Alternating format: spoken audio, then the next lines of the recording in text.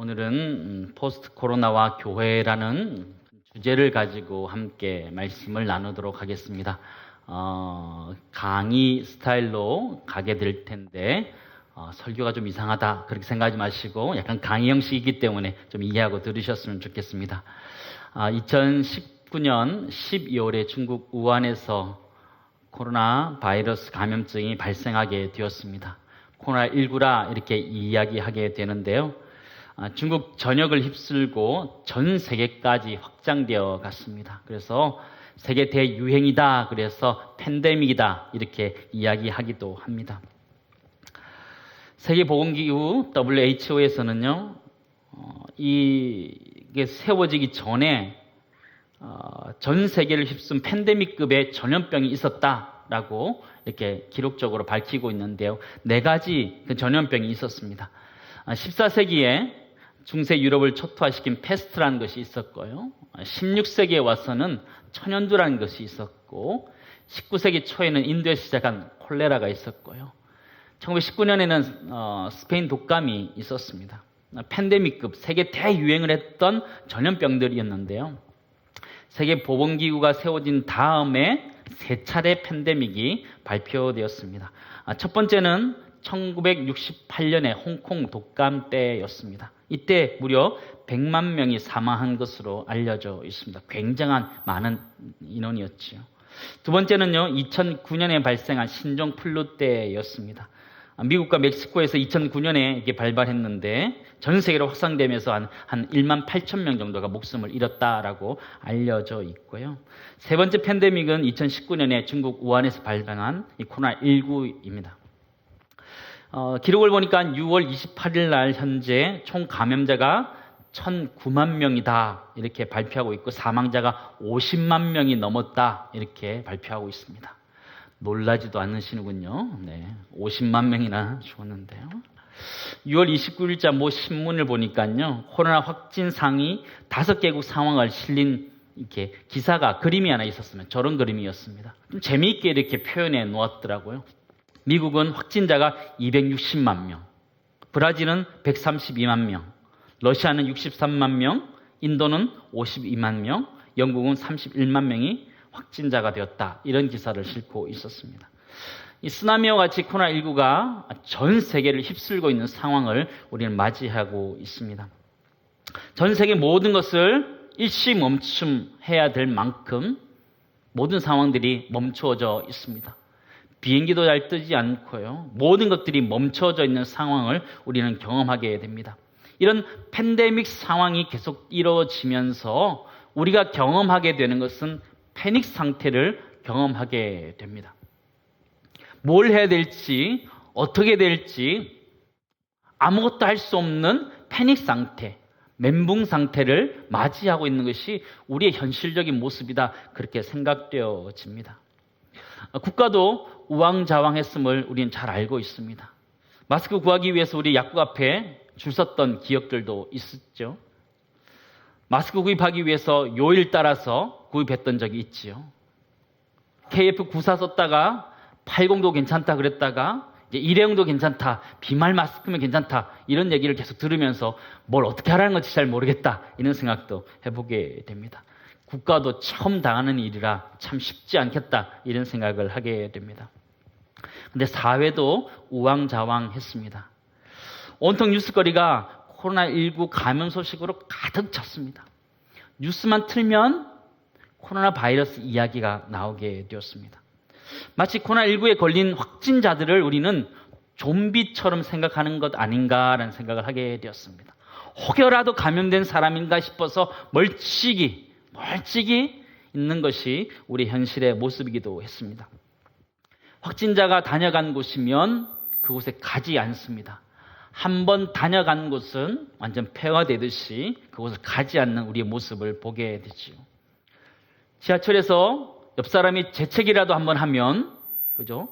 이상한 눈으로 쳐다보면서 째려보고 혐오하는 것이 우리의 모습이기도 했습니다. 사회도, 우리도 어떻게 해야 될지 잘 몰랐던 것이 현실이었습니다. 교육도 마찬가지다, 이런 생각을 해보게 되었습니다.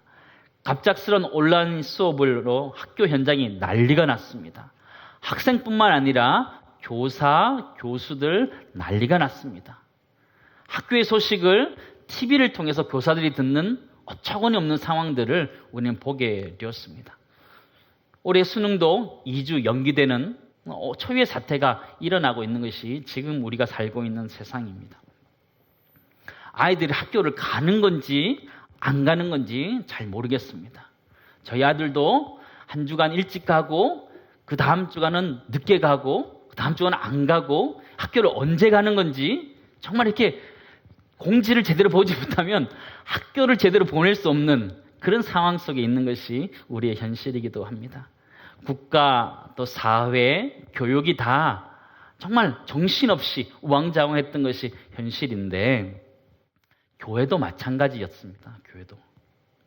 주일 예배가 온라인으로 드려도 되는가 마느냐 가지고 신학자들, 목회자들이 한번 난리 난 적이 있습니다.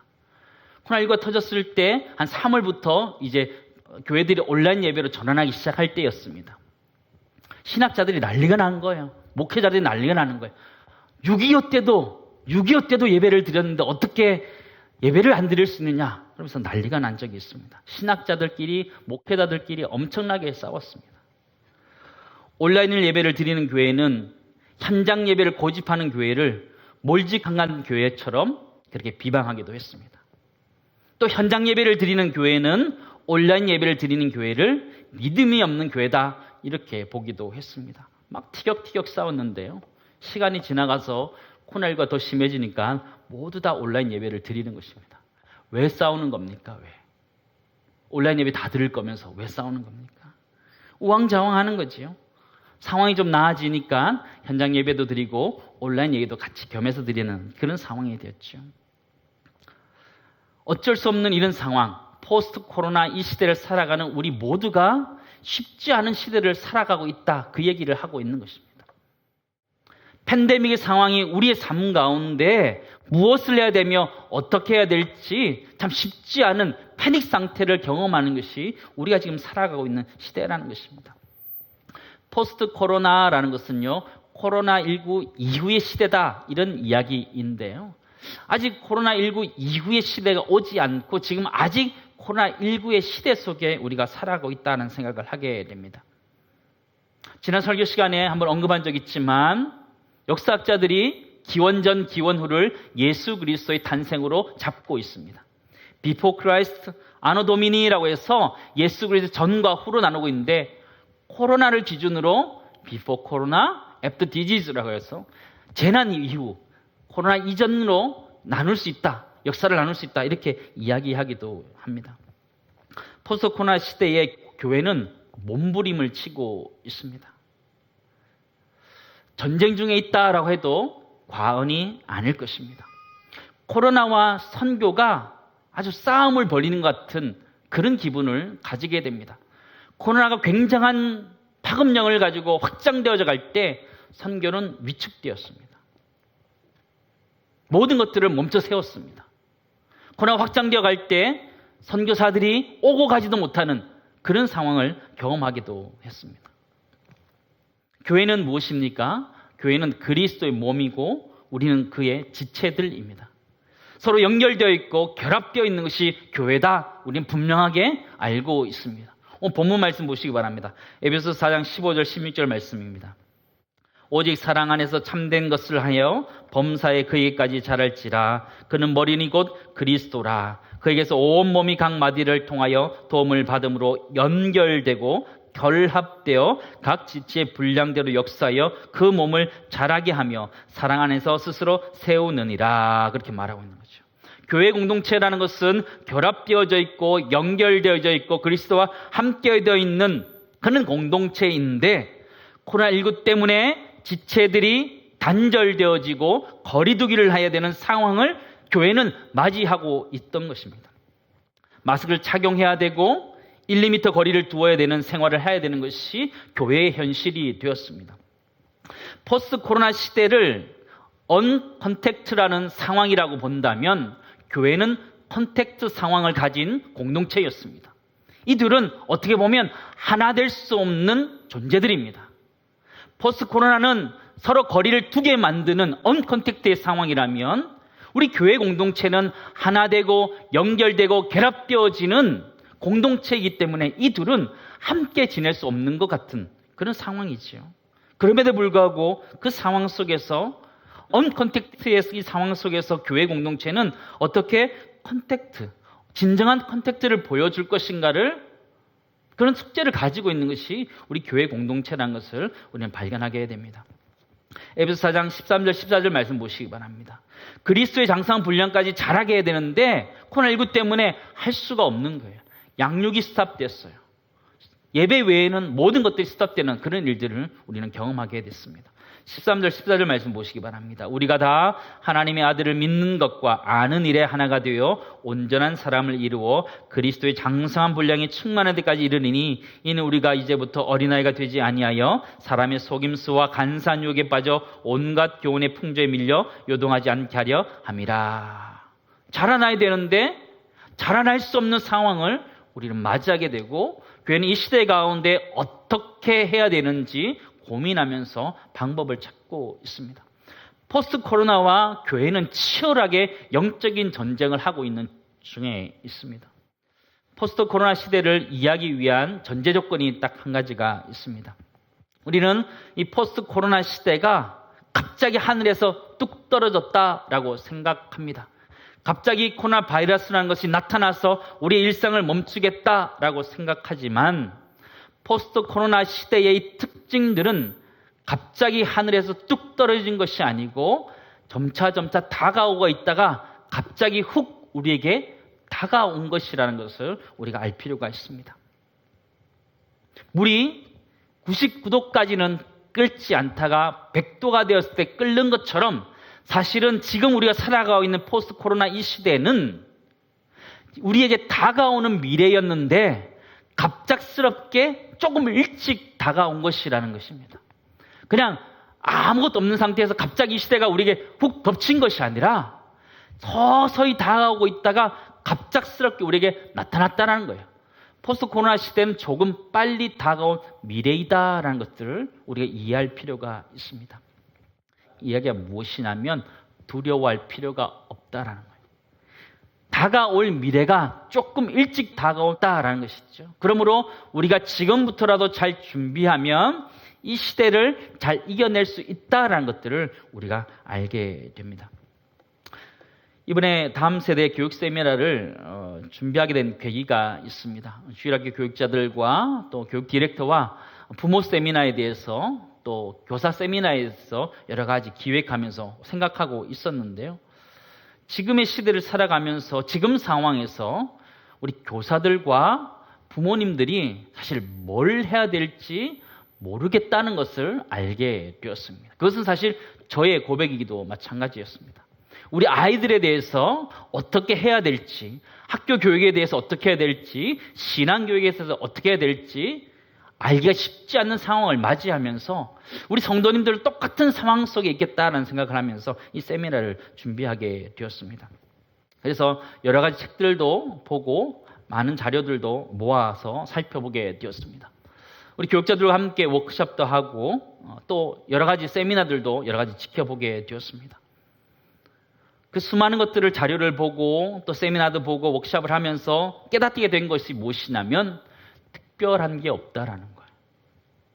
유명한 학자들, 유명한 교수들이 코로나에 대해서, 포스트 코로나에 대해서 이야기하고 있는데 막상 들어가서 읽어보면 별로 없다라는 거예요, 내용이. 그냥 포스트 코로나 시대를 잘 준비해야 된다, 이 얘기만 하는 거예요. 구체적으로 교회가 어떻게 해야 된다는지 이런 얘기는 없는 거예요. 이 사회 가운데 어떻게 해야 되는지 잘 나타나지 않는 거예요. 답답한 거예요. 기다리다 그냥 우리가 하자 이렇게 결론 내린 거예요. 완성도는 좀 떨어질지 모르지만 지금 시대에 적절하게 필요한 것들을 지금 해야 된다는 생각 가운데 이 세미나를 준비하게 되었습니다. 첫 번째 강의를 제가 하게 됐는데 저는 포스트 코로나 시대의 특징과 교회가 어떻게 이 시대 가운데 행해 나가야 되고 우리가 어떻게 가야 되는지 방향성에 대한 이야기들을 하게 되고요. 다음 주에는 다음 세대, 이 포스트 코로나 시대의 다음 세대를 우리가 어떻게 양육해야 되는지, 우리가 부모 세대로서, 교사 세대로서 아이들을 어떻게 대해야 되는지에 대해서 살펴보게 되고요. 그 다음 주에는 하브루타라고 해서 우리 가정에서 아이들과 어떻게 대화해야 되는지 실제적인 것들에 대해서 함께 다루게 되고요. 그 다음 주에는 분별력, 이 시대를 어떻게 분별해야 되는지에 대해서 살펴보고, 마지막 주에는 가정사역, 하나님 우리에게 주신 마지막 보루인 가정사역에 대해서 어떻게 해야 되는지 단계별로 살펴보고자 합니다. 제가 여러 가지 책이나 또 자료들을 보면서 정리한 것들을 함께 나누기 원하는데요.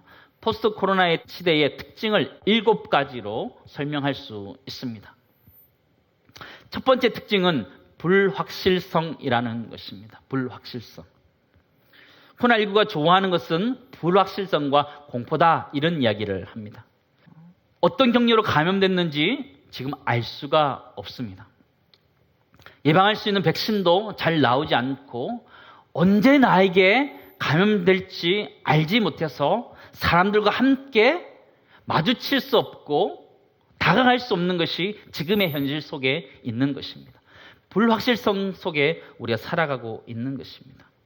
불확실성이라는 것은요, 앞으로 어떤 일이 일어날지 전혀 모르는 상황을 이야기하고 있는데, 지금 우리가 포스트 코로나 시대에 코로나19 때문에 그런 상황을 맞이하고 있다는 거예요.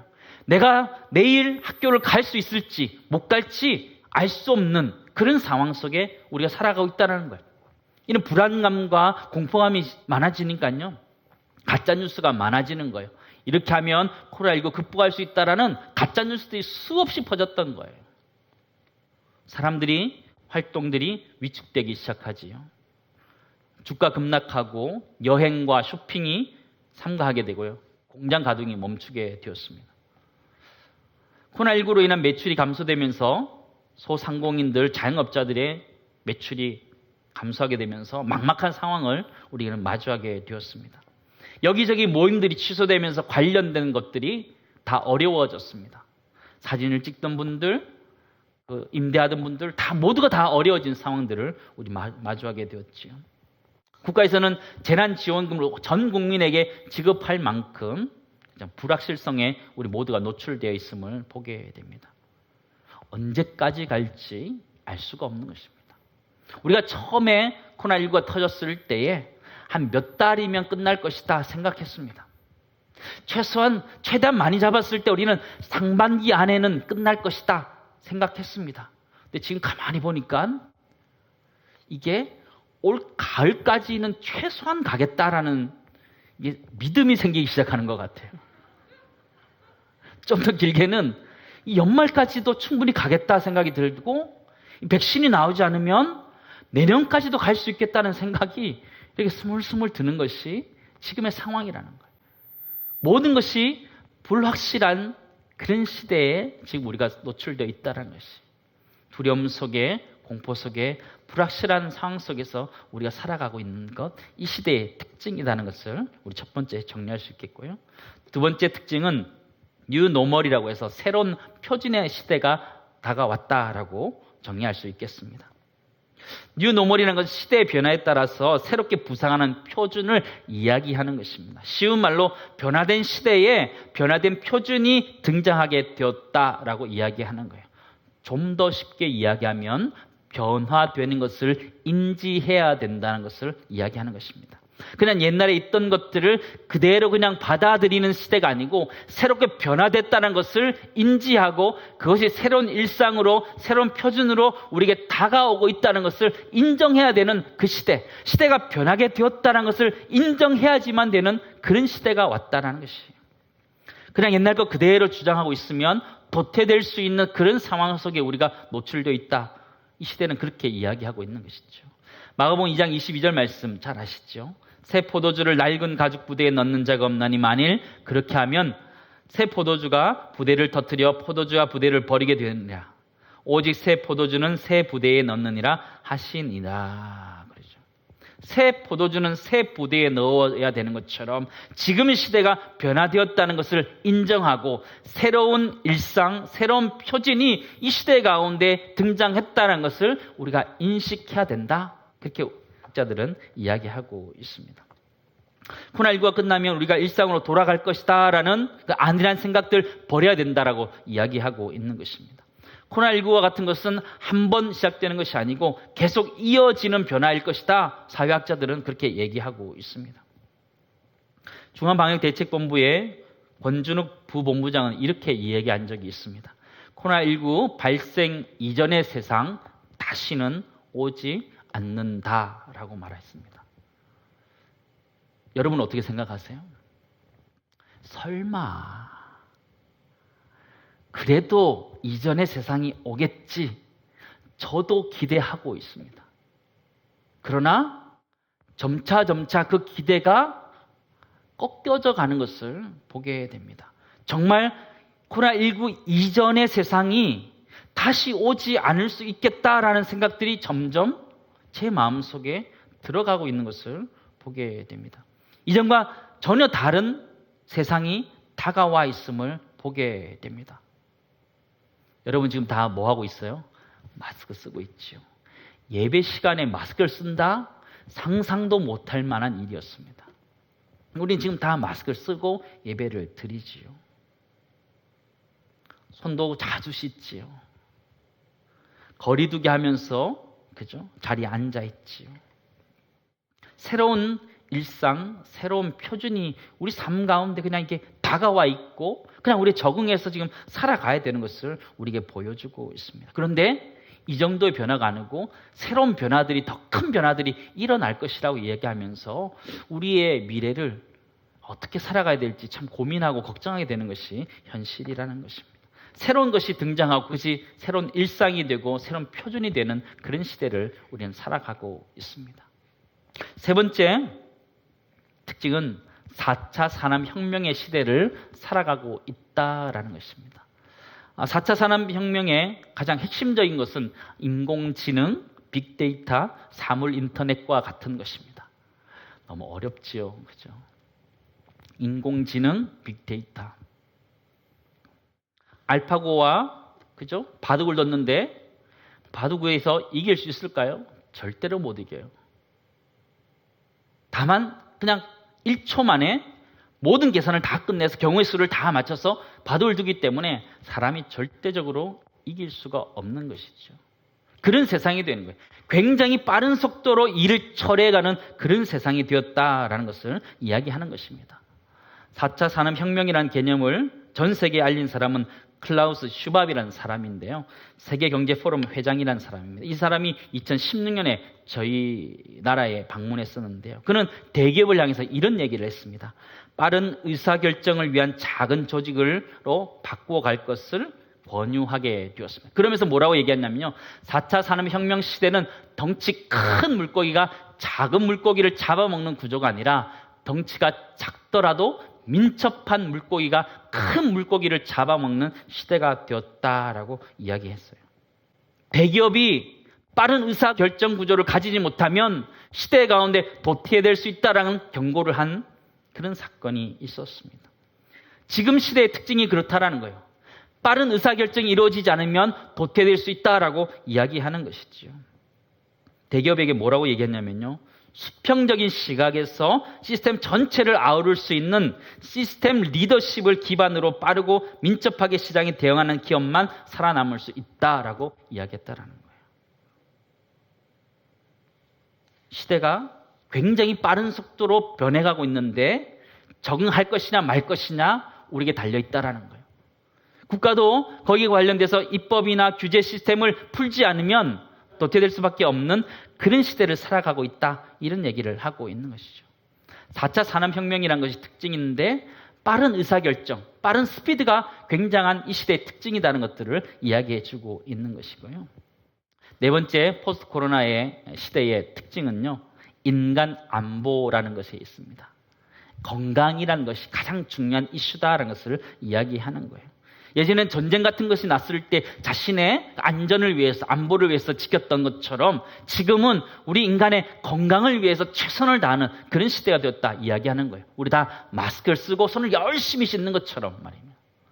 우리 아이들이 엄마 아빠가 나갔다 돌아오면 아이들이 제일 먼저 뭐라 하면 손 씻으라고 아이들이 먼저 얘기할 만큼 건강에 대해서 굉장히 중요한 그런 시대가 되었죠. 미국에서는 화장지를 사기 위해서 서로 싸우는 일까지 있었죠. 몇 시간씩 줄을 서는 일도 우리에게 있었습니다. 자신의 건강을 지키기 위해서 최선을 다하고 있는 우리의 시대의 모습을 우리는 보게 되지요. 그러면서 자신의 건강의 문제 때문에 이 코로나19가 장기화되면서 우울증과 같은 것들이 생겨나는 것이 지금 시대의 모습이고요. 또 혼자 있는 시간이 많아지면서 외로움 속에서 고통하는 사람이 더 많아지게 되고, 또 공황장애 같은 것들이 드러나게 되는 것이 지금의 상황이다, 이렇게 이야기하고 있는 것이죠. 건강이 굉장히 중요한 그런 시대가 되었다, 네 번째 이야기하고 있고요. 다섯 번째는요, 언컨택트라는 시대가 되었다라고 이야기하는 거예요. 비대면의 시대가 되었다 이야기하는 거예요. 전염병이 확산되는 걸 보니까요, 우리가 얼마나 그동안 밀접하게 지금까지 연결되어 있었는지를 보게 되었어요. 중국 우한에서 발생했는데요, 이게 저기 태평양을 건너서 미국까지 가게 된 거예요. 땅끝까지 막 퍼지고 있는 모습을 보면서 우리가 그동안 얼마나 밀접하게 있었는지를 정확하게 알게 되는 거예요. 1차, 2차, 3차 감염되면서 우리 모든 사회가 초연결 사회라서 다 연결되어 있다는 것을 뼈저리게 알게 되었어요. 그래서 그것을 살기 위해서 그것을 끊어내기 시작했던 것이죠. 그게 거리두기라는 거예요. 언컨택트, 비대면하면서 이 사회가 그렇게 하기 시작한 것입니다. 사회적 거리두기를 하면서 언컨택트 상황을 만들기 시작했습니다. 예전엔 직접 가서 물건을 보고 내가 골랐다면 지금은 그냥 인터넷상으로, 온라인상으로 보고 결정하는 그런 시대가 되었다라는 거예요. 직접 가서 예배를 드리는 것이 아니라 온라인으로 예배를 드리는 그런 시대가 되었다라는 것을 이 시대는 이야기하고 있는 것이죠. 전염병을 차단하기 위해서 국가 간 봉쇄 조치를 내리게 되었습니다. 개인주의, 자국 우선주의가 팽배해지는 그런 시대가 되었습니다. 올해 3월 중순에는요, 유럽연합에서 국경을 봉쇄하고 교류를 셧다운 시켰습니다. 유럽연합이라는 것은 유럽이 같은 공동체라고 이야기하던 공동체였어요. 근데 그 나라들이 다 봉쇄를 했어요. 그만큼 언컨택트 사회가 우리 가운데 다가와 있다는 것을 말하고 있는 것이죠. 근데 언컨택트 상황이 되니까요, 어려운 사람들이 더 어려워지는 거예요. 인도에 있는 선교사님들 보니까요, 어려운 사람들이 일할 수 없는 상황이 되어버린 거예요. 재정을 가지고 있는 사람들은 한 달, 두 달 그냥 버틸 수 있는데, 하루 벌어서 하루 먹는 정말 어려운 사람들은 그냥 당장 굶어야 되는 어려운 상황이 되더라고요. 그런 어려운 문제들도 발생하게 되는 것들을 보게 되었습니다. 지금의 시대가 언컨택트의 시대입니다. 비대면하지요. 어딜 가도 다 요즘 비대면으로 그렇게 하지요. 그 시대가 지금 이 시대의 특징으로 자리 잡고 있습니다. 여섯 번째 특징은요, 디지털 플랫폼의 시대가 되었습니다. 디지털 기계를 가지고 사람들이 놀기 시작하는 그런 시대가 되었다, 이렇게 이해하면 됩니다. 넷플릭스가 무엇인지 아십니까? 이거는 온라인 동영상 서비스를 하고 있는 것인데요, 예전에는 영화를 보기 위해서 우리 모두가 같이 영화관에 갔습니다. 그러나 코로나19 바이러스 때문에 갈 수 없는 상황이 되면서, 언컨택트 상황이 되면서 혼자 집에서 즐길 수 있는 영화 넷플릭스에 가입하기 시작했습니다. 지난 1월에서 3월까지 전 세계적으로 1,577만 명이 가입했다고 합니다. 안 놀라시는군요. 네. 그 정도 인원이야. 전체 가입자 수가요, 1억 8천만 명이라고 합니다. 엄청난 수가 넷플릭스에 가입해서 혼자 안전하게 영화를 보겠다 하는 그런 시대가 되고, 이 디지털 플랫폼을 활용하는 그런 시대가 되었다 이야기하고 있는 것이고요. 사람들이 집 밖으로 잘 나가지 않으니까요, 집에서 할 게 별로 없잖아요.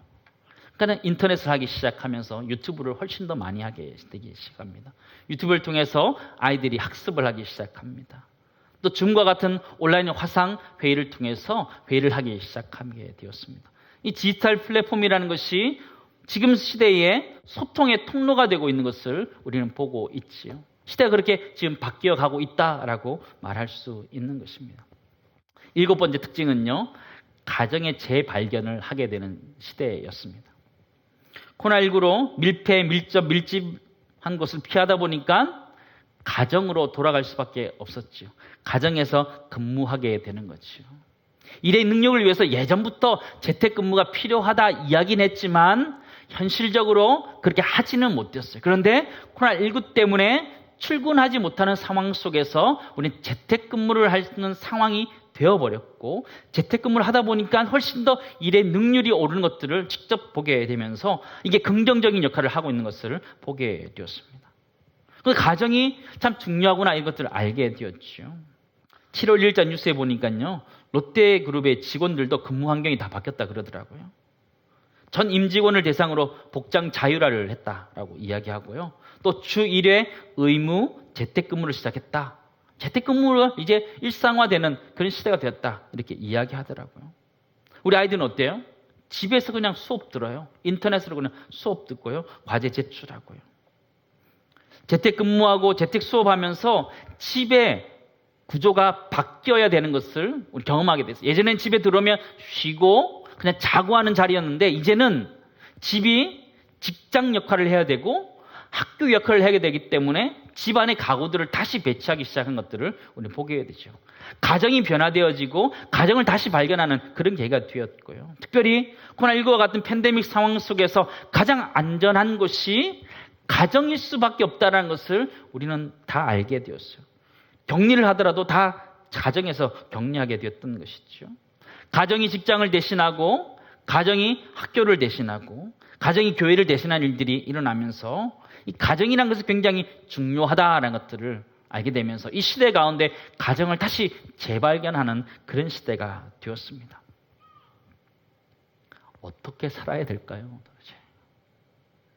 이 포스트 코로나 시대에 이 도전에 교회는 어떻게 살아가야 될까요? 앞에 살펴봤던 7가지의 제가 교회가 어떻게 대응해야 되는지 정리해 보았습니다. 첫 번째 특징은 불확실성이라고 했는데, 첫 번째 불확실성 시대에 교회는 영적인 갈급함을 채워 주어야 합니다. 사람들은 불확실성 속에서 불안하고 두려움 가운데 살아가고 있습니다. 교회는 그러한 그들의 불안과 두려움 속에서 그들의 영적인 갈급함들을 바라보고 그것들 채워줘야 되는 역할이 있음을 보게 됩니다. 사람들은 불안해하는 것이요, 두려워하는 것이요, 그 마음에 뻥 뚫린 것 같은 영적인 갈급함 속에 그것을 채워줄 수 있는 교회가 되어야 된다는 것을 우리는 발견하게 됩니다. 오직 하나님만으로 채울 수 있다는 것을 그들에게 가르치고 전파해야 되는 거예요. 반석 대신, 흔들리지 않는 반석 대신 예수 그리스도를 전해야 되는 책임이 우리에게 있다는 것을 보게 되는 것입니다. 요한복음 14장 27절 말씀 보시면 평안을 너에게 끼치노니 곧 나의 평안을 너에게 주노라. 내가 너에게 주는 것은 세상이 주는 것과 같지 아니하니라. 너희는 마음에 근심하지도 말고 두려워하지도 말라 말씀하셨어요. 평강을 주시는데 세상이 주는 것과 다른 평안을 전해주는 그런 교회가 되어야 된다. 이 사회 안에 우리는 대답해야 되는 것입니다. 불확실성의 이 시대 가운데 교회는 세상 사람들의 그 영적인 갈급함들에 대답해야 되고 그것들을 채워져 가야 되는 존재라는 것을 우리는 알아야 됩니다. 두 번째 특징은 뉴노멀이라는 시대였는데요. 뉴노멀의 시대 교회는 변화를 인정하고 수용해야 된다는 것을 우리가 알아야 됩니다. 사회는 새로운 표준, 새로운 일상을 맞이하고 있는데 교회는 이 변화에 대해서 빠르게 적응하고 수용할 준비가 되어 있어야 된다는 거예요. 단순히 그냥 옛날처럼 돌아갈 것이다 그렇게 생각해서는 안 된다라는 거예요. 변화된 세상에 적극적으로 적응해 가기 시작해야 된다는 것을 이야기하는 것이죠. 우리 읽었던 말씀 중에 마가복음 2장 22절 말씀처럼 새 포도주 새 부대에 넣는 것처럼 우리가 그렇게 준비되어져 가야 된다는 것을 이야기하는 거예요. 마스크를 쓰고 있는 이 모습이 그냥 당연한 모습으로 받아져야 되고 인정하는 그런 시대가 되어야 된다는 것을 이야기하는 것이죠. 코로나19의 상황이 계속되어질 수 있다는 것을 인정하고 우리가 변화되어야 된다는 것을 이야기하는 거예요. 그냥 옛날처럼 돌아갈 거야, 잘 될 거야 그렇게 생각해서는 안 된다는 거예요. 이 세계가 변화되고 있는 것에 대해서 교회는 그 변화에 대해서 발맞춰서 교회도 역시 변화되어져 가야 된다는 것을 우리는 보게 되는 것이죠. 세 번째 특징이 4차 산업혁명이라고 이야기했는데요. 4차 산업혁명 시대에 교회는 권한과 책임을 위임하여서 재빠르게 대처해야 된다는 것을 우리는 알게 됩니다. 세상은 빠른 속도로 변해가고 있습니다. 하루에 쏟아져 나온 정보의 양이 엄청나지요. 책들도 엄청나게 나오고 있습니다. 회사는 시대에 따라서 굉장히 발빠르게 대응하고 있습니다. 교회는 잘하고 있을까요? 교회는 잘하고 있을까요? 회사는 어떤 일들을 결정할 때 당일에 다 결정합니다. 중요한 사안들을 가져가서 결제하면 그날 다 결제합니다. 교회는 언제 결제하나요? 주일날 결제합니다. 일주일에 한 번. 세상은 매일같이 결제할 때 교회는 일주일에 한 번 결정합니다. 세상보다 7배 늦는 거죠. 때로는 한 달에 한 번 결정합니다. 세상보다 30일 정도가 뒤지는 거죠. 그 속도에 따라갈 수가 없는 거죠. 그러므로 교회 공동체는 앞으로 시대에 어떻게 대응해 가야 되느냐? 재빠르게 의사결정해주고 진행할 수 있도록 도와주는 공동체가 되어야지 이 시대 가운데 같이 살아갈 수 있는 공동체가 된다는 것이죠. 교회는 권한과 책임을 위임해서 빠르게 대처할 수 있는 그런 구조로 만들어 가야 된다는 거예요. 담임 목사인 저에게도 이게 숙제예요. 담임 목사로서 의사결정해야 될 것이 굉장히 많이 있습니다. 이걸 빨리 결정해 줘야 되는 것이죠. 근데 결정하는 것이 정말 어려워요. 결정장애 이런 거 들어보셨어요? 짜장 먹을까? 짬뽕 먹을까? 결정할 때 그 결정하기 쉬워요? 오죽하면 그죠? 짬짜면 이런 것이 나왔을까요? 결정하기 어려우니까 그런 거잖아요. 결정하는 게 굉장히 어려워요. 근데 의사결정을 빨리빨리 해줘야 되는 시대가 된 거예요. 4차 산업혁명 시대. 빅데이터 가운데 바로 진단할 수 있는 시대가 됐기 때문에 사람들은 바로 대답을 듣기 원하는 그런 시대가 되었던 거예요. 담임 목사님 저도 의사결정을 빨리빨리 해줘야 돼요.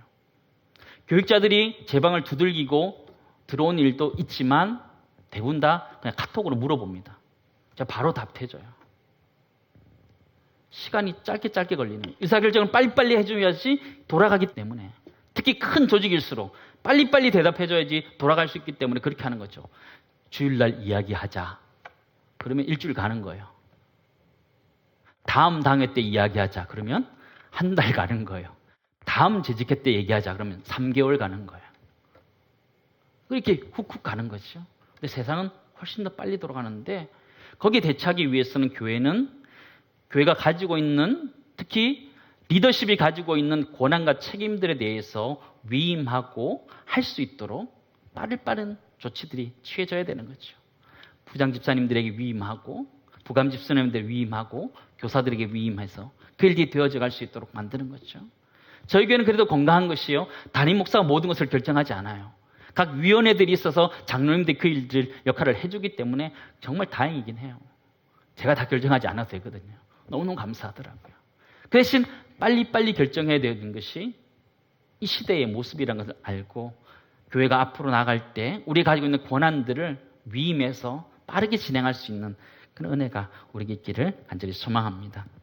네 번째는요. 건강의 시대인데요. 건강을 중요하게 하는 시대인데 이 시대의 교회는 전인적인 치유를 제공해야 됩니다. 건강이 너무너무 중요한 시대가 되었기 때문에 그냥 몸의 건강뿐만 아니라 마음이 건강할 수 있도록 또 몸도 건강할 수 있도록 하는 전인적인 치유를 교회가 제공해 가야 된다는 거예요. 단순히 세상 사람들이 몸을 건강하게 만들기 위해서 하는 것처럼 그냥 가는 것이 아니라 교회는 그들의 마음과 그들의 생각과 그들의 영혼이 건강할 수 있도록 여러 가지 방법들로 그들을 온전하게 세워가고 치료해야 되는 사명이 있다는 것을 알게 됩니다. 세들백 교회에서는요, 다니엘 플랜이라는 프로그램을 한 적이 있습니다. 이것이 무엇이냐면 좀 쉽게 얘기하면 다이어트 프로그램이에요. 다이어트 프로그램이에요. 성경의 원리와 또 필수적인 요소 5가지에 초점을 맞춰서 다이어트를 하는 책들을 발견하고 그런 프로젝트를 한 적이 있었어요. 5가지가 무엇이냐면 믿음과 음식과 건강과 직금과 친구 이 5가지를 가지고 다이어트를 하는 것들을 가르쳐주면서 이끌었어요. 교회가 무슨 다이어트를 하냐 이렇게 생각할 수 있지만 사회 문제에 교회가 적극적으로 나서서 사람들의 건강의 문제 적극적으로 나서서 그 일들을 해갔다는 데 있어서 굉장히 좋은 평가를 할 수 있다는 것을 우리는 알게 됩니다. 육체의 건강을 유지할 뿐만 아니라 우리 영혼의 건강도 잘 지켜야 되는 것이죠. 요한 3서 1장 2절 말씀처럼 사랑하는 자들아 내 영혼이 잘됨 같이 내가 범사에 잘되고 강건하기를 내가 간구하노라 라는 이 기도처럼 우리 육신이 건강할 뿐만 아니라 우리 영혼도 강건해야 되는 것, 마음도 강건해야 되는 것, 그것을 위해서 우리 교회가 애쓰고 수고해야 된다는 것을 우리는 보게 되죠. 교회가 마음이 병들어 있는 사람들을 도와야 되고 또 육신이 또 연약해진 사람들을 도와야 되고 영혼이 병든 사람들을 도와야 되는 사명이 있다는 것을 우리는 보게 됩니다. 다섯 번째 특징은 언컨택트 시대였다라는데요. 이 언컨택트 시대의 교회는 컨택트와 조화를 이루고 영적인 컨택트를 전해야 되는 것을 우리의 사명으로 알아야 합니다. 언컨택트 시대가 되었다는 것을 교회가 이해하는 것이 가장 중요합니다.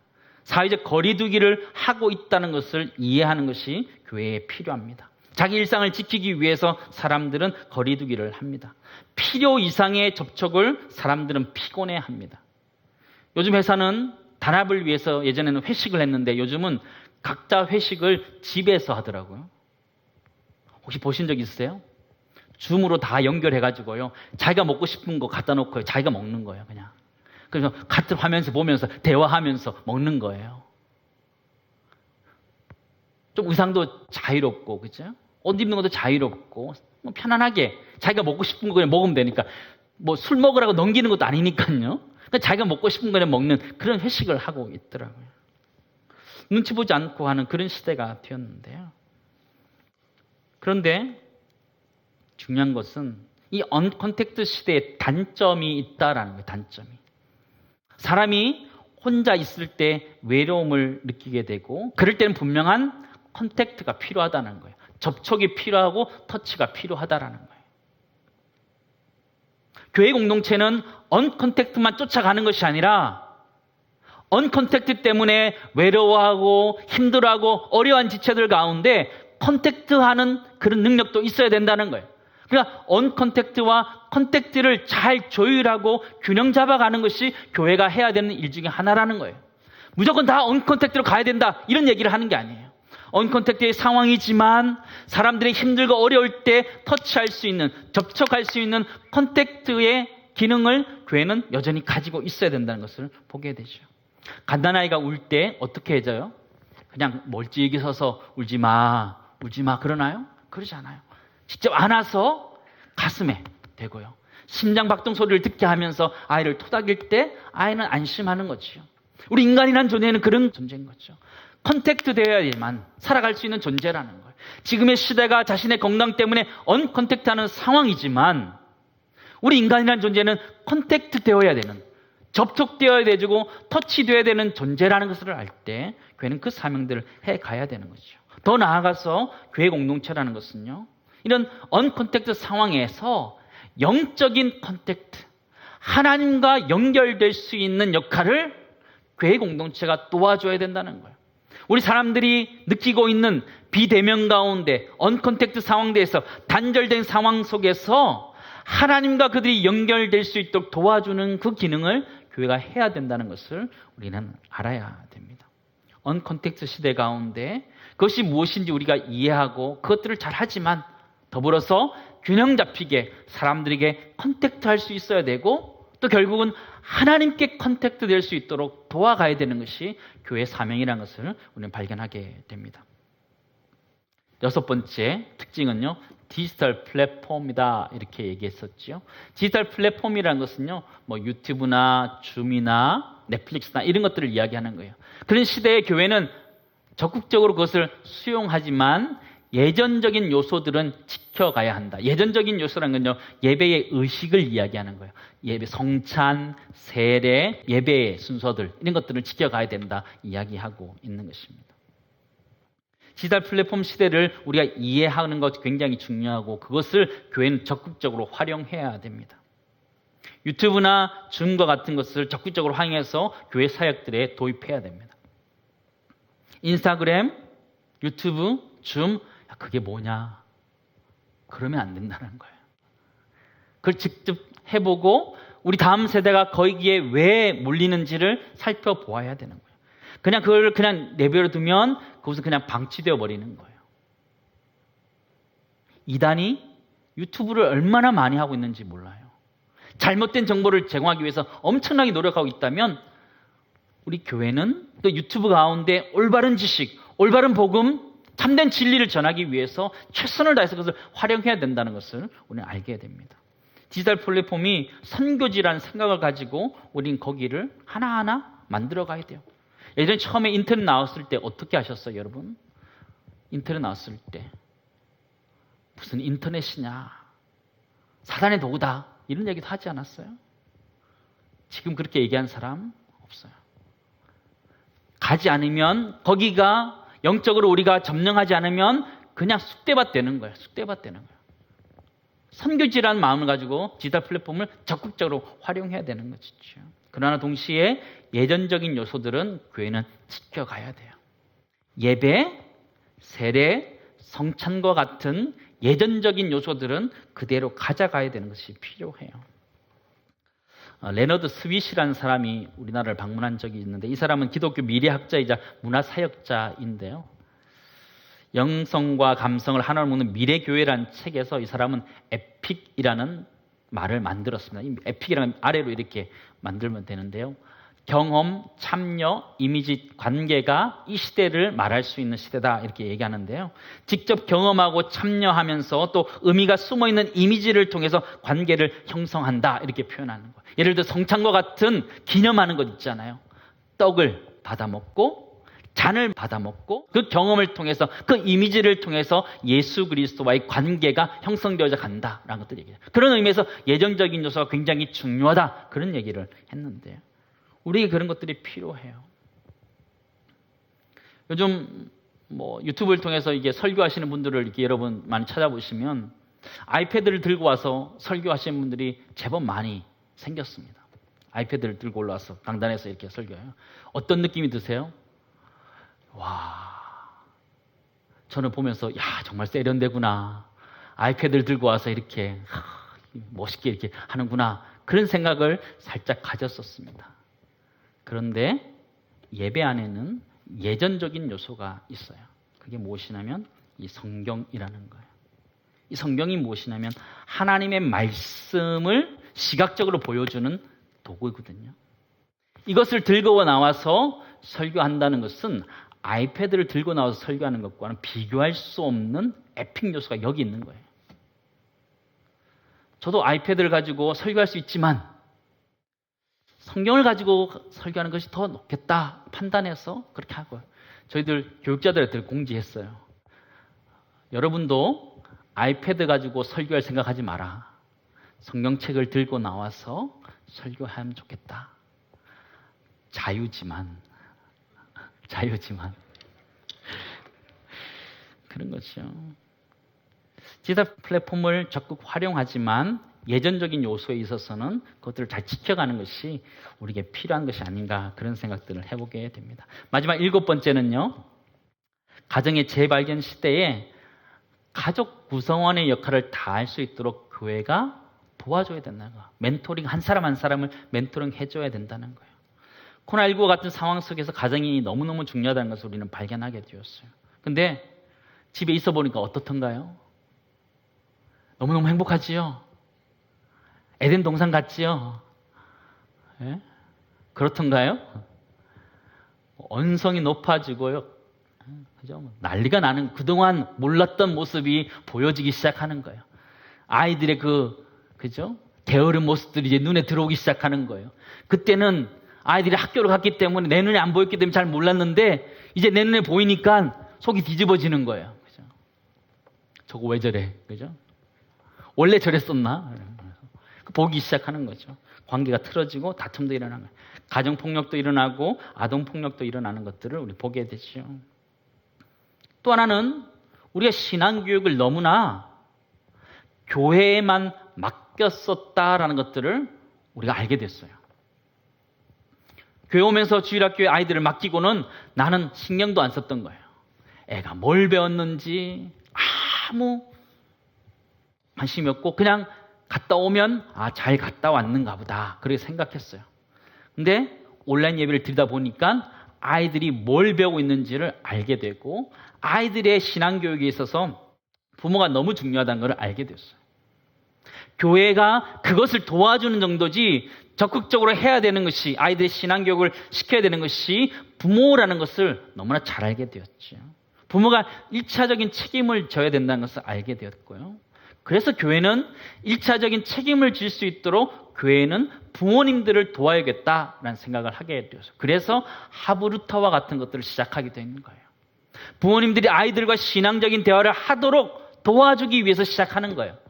뭘 교회가 억지로 여러분에게 시키려고 하는 게 아니고 여러분의 가정이 정말 행복하고 여러분의 가정이 신앙적으로 올바로 서기 위해서 교회가 도와줘야겠다는 거죠. 그게 교회가 해야 되는 사명이라는 걸 알게 되었어요. 아이들하고 대화하는 게 쉽던가요? 쉽지 않아요. 애들이 쓰는 용어도 잘 몰라요.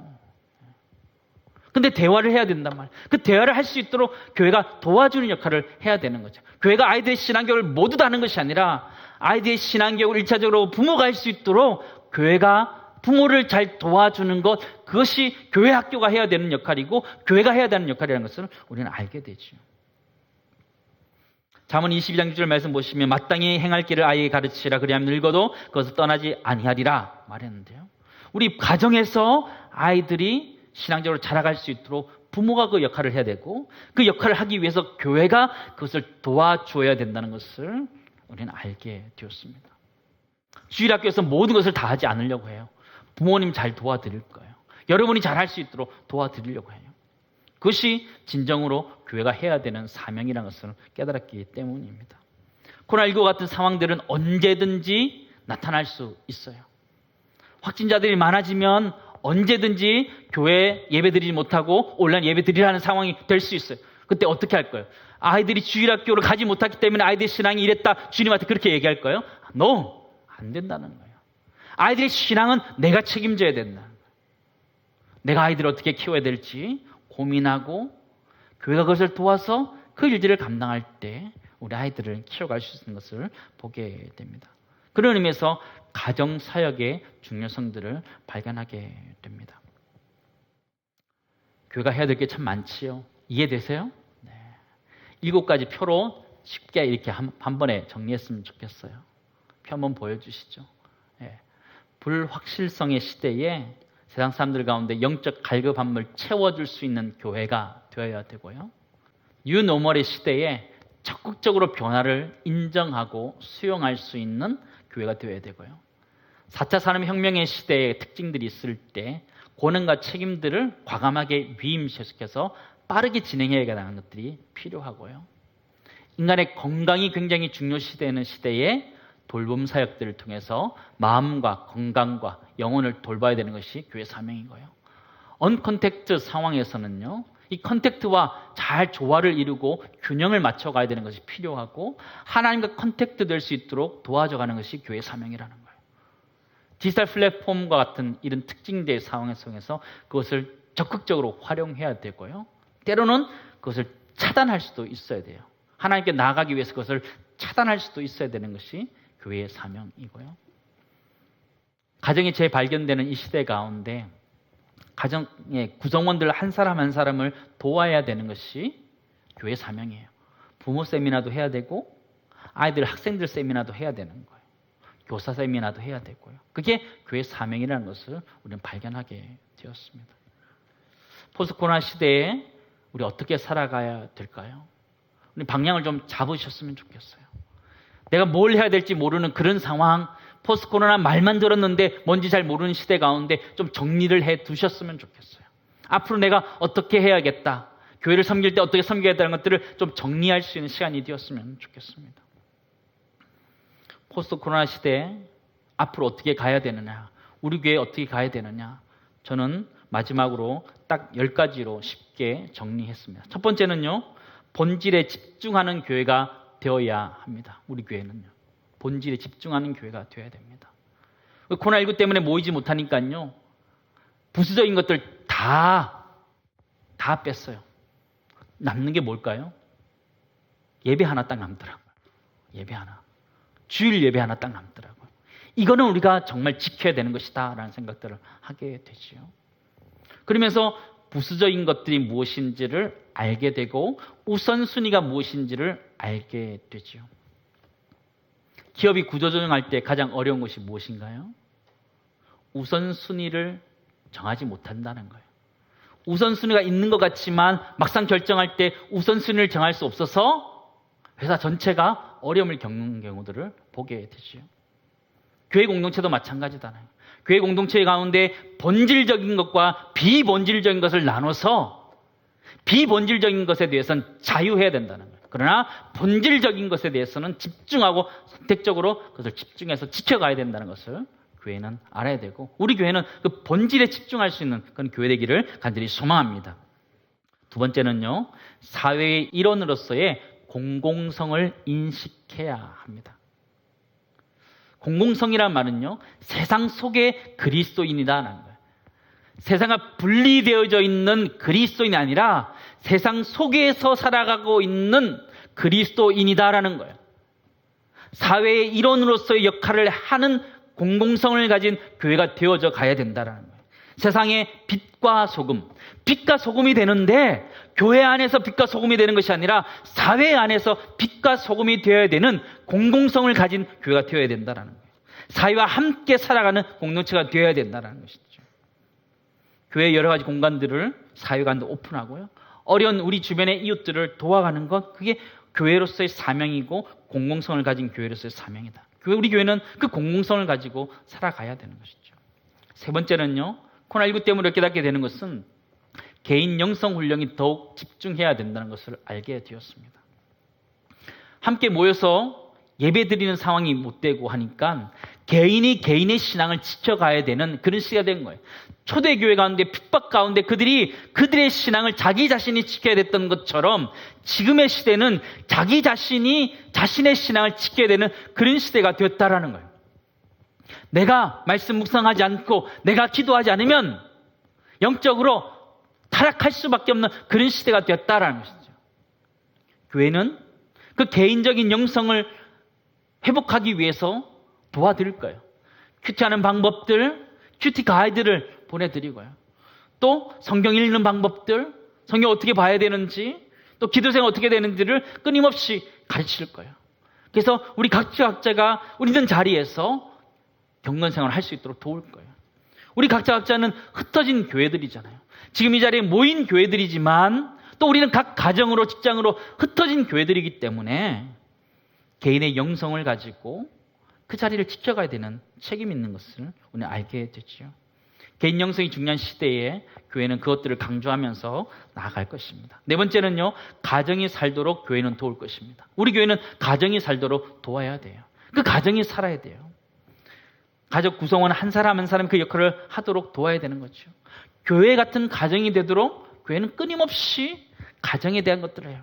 교회 안에 여러 가지 프로그램을 한다, 이게 중요한 것이 아니고 그 프로그램이 누구를 위한 것이냐, 교회를 위한 것이 아니고 성도님들을 위한 것, 각 가정을 위한 프로그램들을 해서 가정이 살아가도록 돕는 것, 그것이 교회의 사명이라는 것을 우리는 보게 되죠. 교회는 가정이 살도록 도와야 됩니다. 다섯 번째는요, 소그룹이 또 다른 가족이 되어줘야 합니다. 예전에 설계했던 것처럼 지금 1인 가족이 전체 가구 수의 33%를 넘었습니다. 3분의 1이 혼자 산다라는 거예요. 우리도 이렇게 손 한번 들어볼까요? 혼자 사시는 그런 분이 많다라는 거예요. 나이가 들어서 홀로 되신 분도 있고, 우리 청년들 혼자 직장 생활하고 혼자 떨어져 생활하는 사람이 굉장히 많이 있어요. 이 사람들을 도와야 되는 것이 교회의 사명이라는 거예요.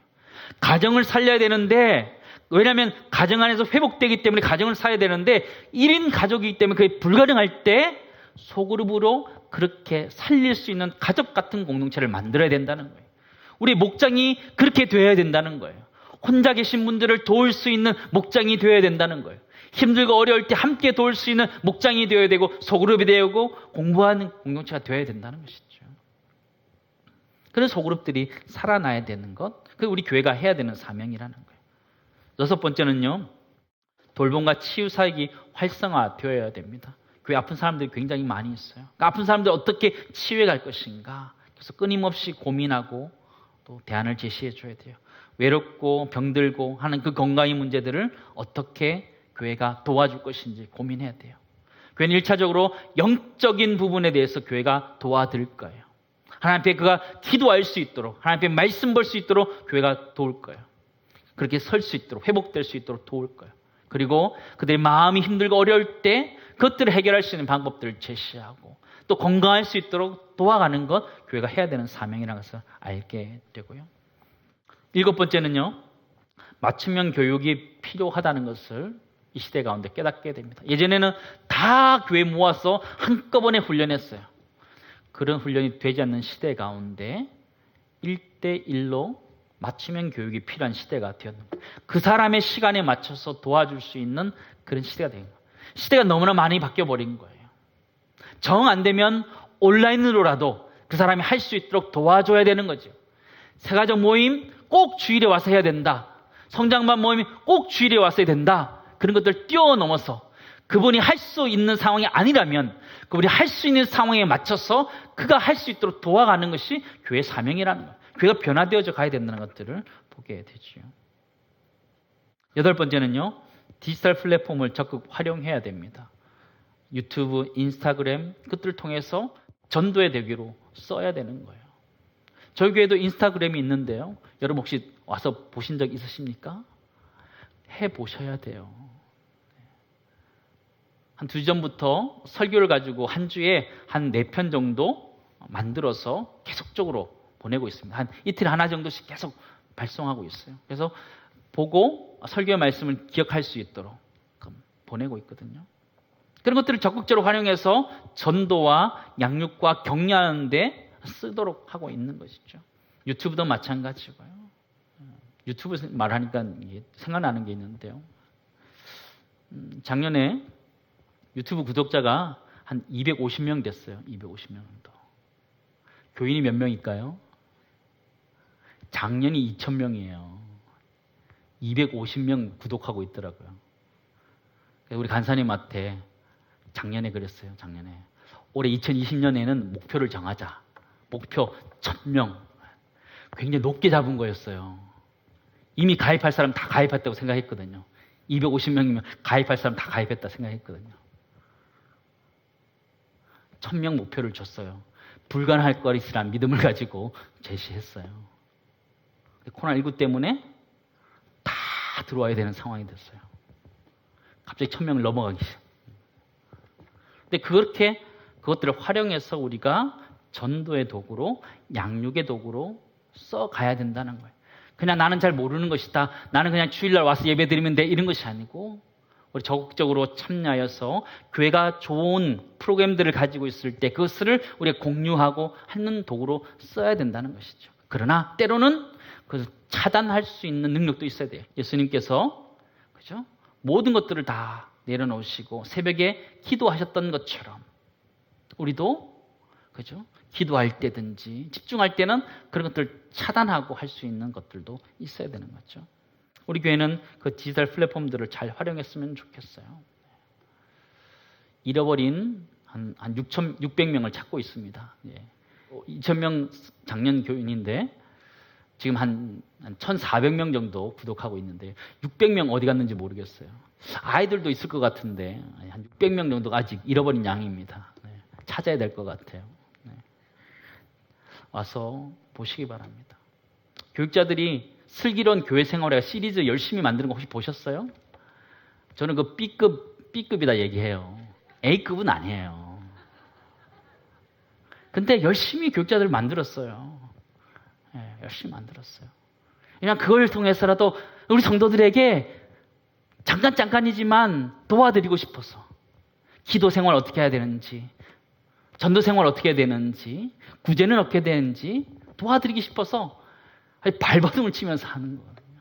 디지털 플랫폼을 이용해서 여러분들 그것들을 잘 활용해서 우리 신앙에 도움을 가질 수 있는 우리 모두 되기를 간절히 소망합니다. 9번째는요. 사람에게 투자하는 교회가 되어야 합니다. 사람에게 투자하는 교회가 되어야 돼요.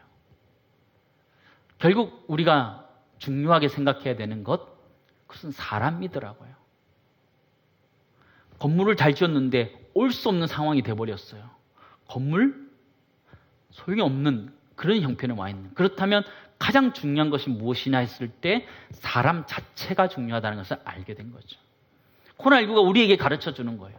사람 자체가 중요하다는 것이죠. 제자 훈련 자체가 중요하다고 이야기하는 것이죠. 건물을 잘 지어 놓으면 사람들이 올 것이다. 그런 시대가 아니라는 거예요. 그 사람을 위해서 우리가 무엇을 만들 것인가 그걸 고민해야 되는 시대라는 거예요. 예전에는 교회를 잘 지어 놓으면 교인들이 오는 시대였어요. 그러나 지금은 그렇지 않아요. 그렇게 오지 않아요. 지금의 시대는요, 사람들을 잘 훈련할 수 있고 양육할 수 있는 그런 프로그램을 가진 교회에 사람들이 오도록 되어 있어요. 사람에 투자하는 교회가 되어야 되는 거죠. 우리가 주일학교에 투자하는 이유가 그런 거잖아요. 다음 세대에 투자하는 이유가 그런 거죠. 우리 교회는 사람에게 투자하는 그런 교회 되기를 간절히 소망합니다. 하드웨어에 투자하기보다는 소프트웨어에 투자하는 거예요. 초대형 교회가요, 체육관에서 드리는 교회가요, 교회를 건축하지 않겠다 이야기했어요. 왜 그럴까요? 거기에 투자하기보다는 사람에게 투자하는 것이 낫다라고 결론 내렸기 때문에. 우리도 사람에게 투자했으면 좋겠어요. 한 영혼을 바라보면서 그 영혼이 얼마나 성장해서 큰 역할을 할지를 보고 그 사람을 키워갔으면 좋겠어요. 우리 교회는 가능성이 있고 할 수 있어요. 우리 교회는 우리 다음 세대가 세상을 넓게 볼 수 있도록 저와 함께 작년에 예산을 잡아놨어요. 아이들이 세계를 보면서 꿈을 꿀 수 있도록 예산을 다 잡아놨어요. 지금 코로나 때문에 할 수 없는 상황이지만 준비가 다 되어 있어요. 할 거예요. 아이들 키워갈 거예요. 아이들이 세상을 보는 눈을 키워주고 하나님 나라의 관점으로 세상을 볼 수 있도록 할 거예요. 사람을 키워가는 교회, 그런 교회 만들어 갈 거예요. 우리 모두가 그렇게 만들어갈 수 있기를 간절히 소망합니다. 마지막 10번째, 코로나19와 같은 상황 속에서 우리 교회는요, 하나님의 통치하심을 절대적으로 신뢰해야 돼요. 사람들은 코로나19 같은 상황 속에서 좌절하고 낙심해요. 어떻게 해야 될지, 무엇을 해야 될지 방황하게 돼요. 저도 마찬가지였어요. 지난 3월 생각하면요, 아찔해요. 2월 말에 교회를 못 오도록 차단했어요. 목회자가 해줄 게 설교밖에 없는 거예요. 그것도 영상으로 촬영해서 성도들 하나도 없는데, 그죠? 사이버 강의도 아니고, 그죠? 설교하는데 너무너무 어려운 거예요. 해줄 수 있는 게 별로 없는 거죠. 제 마음속에 굉장히 힘든 시간들을 그때 보냈습니다. 근데 그 시간들을 보내면서 제 마음속에 분명한 확신 하나가 있었는데 그것이 무엇이냐면 코로나19의 이 시대도 하나님이 다스린다라는 거예요. 하나님이 계획 속에 있다라는 거예요. 우리가 진짜 어려운 시대를 살아가고 있지만 코로나19와 같은 상황, 팬데믹과 같은 상황들을 우리가 살아가고 있고 우리 삶의 모든 것들이 흔들리는 그런 시대를 살아가고 있지만 여전히 하나님은 우리를 다스리는 줄 믿습니다. 거기서 다시 시작하는 거예요. 거기서 다시 시작하는 거예요. 우리 교회가 가야 되는 방향, 하나님이 이끌어 가실 것이라는 믿음을 가지고 갈 수 있는 은혜가 우리 모두에 있기를 간절히 소망합니다. 이제 말씀을 정리하기를 원합니다. 참 많은 이야기들을 나눴는데요. 다 기억하지 못하시겠지만 집에 가셔서 유튜브 보시면 다시 다 나올 겁니다. 복습해서 다시 한번 들어보시기 바랍니다. 시대가 어떻게 변해가고 있는지, 그 시대에 맞춰서 우리의 한국 교회가 어떻게 변화되어야 가는지 대안을 드렸고, 또 우리 교회가 무엇을 중요시하면서 가야 되는 얘기들을 함께 나눴습니다. 시대는 계속 변화되어져 갈 건데 변화되는 세상 가운데 변하지 않는 하나님을 붙들고 이 시대를 이겨낼 수 있는 우리 모두가 되기를 간절히 소망합니다. 우리 이 시대 가운데 승리할 수 있어요. 상황을 볼 때 어려움들이 있지만 하나님 나를 다스리기 때문에 이겨낼 수 있는 것이죠. 교회가 교회로서 기능을 잘 감당할 수 있도록 본질을 찾아가고 비본질적인 것 가지고 싸우지 말고요. 다투지 말고요. 본질적인 것들에 집중하여서 서로 사랑하고 격려할 수 있는 그런 공동체로 세워져 갈 수 있기를 간절히 소망합니다. 저는 교회에 대한 꿈이 굉장히 높습니다. 기대치가 굉장히 높아요. 아버지도 목회하셨고 저희 장인어른도 목회하셨어요. 교회에 대한 기대치가 굉장히 높습니다. 정말 사랑 있는 교회, 서로 격려하고 도와주는 교회 되었으면 좋겠어요. 다투지 않는 교회 되었으면 좋겠어요. 우리 교회가 다툰다 이런 얘기하는 게 아니고요. 다투지 않는 교회. 비본질적인 거 가지고 이해하고 넘어가고 용서하고 본질적인 것에 집중하여서 함께 할 수 있는 그런 교회. 그러면 하나님이 우리 교회를 아름답게 쓰실 거예요. 그런 교회를 만들어서 우리 모두가 행복한 신앙생활을 하면서 이 시대를 섬겨갈 수 있는 애가 우리 모두에게 있기를 간절히 소망합니다. 코로나19와 같은 이 상황은요, 사실은 복음에게 틈새 전략이 필요한 때예요. 세상 사람들이 외롭고 힘들고 거리두기 하면서 쓸쓸할 때 그들에게 다가갈 수 있는 절호의 찬스이거든요. 그때 우리 모두가 그들에게 다가가서 예수 그리스도를 전함으로 인해서 그들이 주님께로 돌아올 수 있는 그 기적의 역사를 맛볼 수 있는 기간이 되었으면 좋겠습니다. 미국에 9.11 테러가 일어났을 때요, 수많은 사람들이 교회로 다시 찾아오기 시작했습니다. 그들에게 있었던 위기가 신앙적인 회복을 할 수 있는 기회가 되었던 것처럼 코로나19의 이 시대는 사람들의 공허함, 어려움들 때문에 그들이 신앙을 찾게 될 수밖에 없는 상황을 가지게 될 거예요. 우리 교회가 여러 가지들을 다 준비하여서 그들을 맞이하고 그들 주님께로 인도할 수 있는 그런 교회로서 아름답게 쓰임받기를 주님으로 축원합니다.